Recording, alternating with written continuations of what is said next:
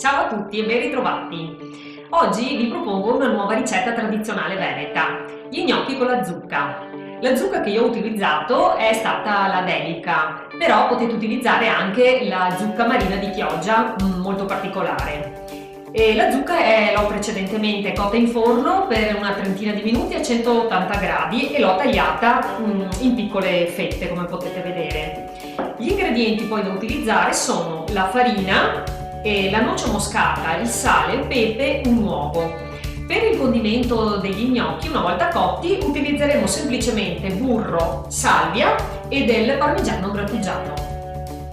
Ora procediamo a schiacciare la zucca con lo schiacciapatate.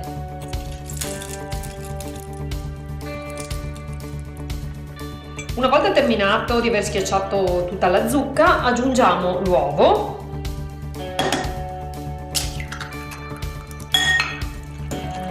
Lo amalgamiamo bene e poi iniziamo ad aggiungere la farina un po' alla volta.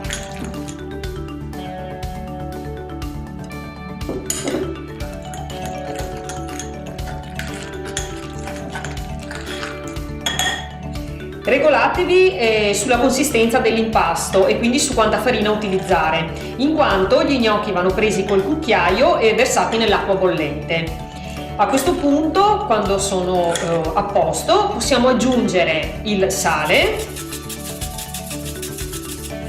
un po' di pepe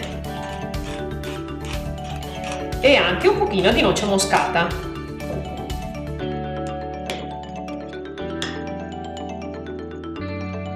L'acqua ora bolle, l'ho leggermente salata. A questo punto inizio a mettere i miei gnocchi nell'acqua e gli do una forma un po' particolare, faccio una quenelle utilizzando i cucchiai in questa maniera.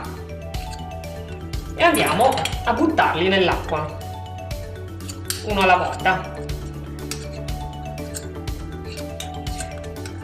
Quando saranno cotti, verranno a galla e a quel punto li andremo a mettere nella padella dove sarà stato sciolto il burro insieme alla salvia.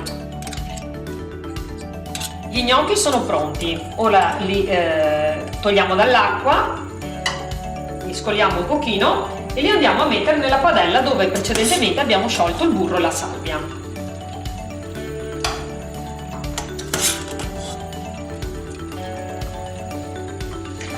Lucidiamo gli gnocchi sul burro un pochino, li muoviamo appena per non romperli.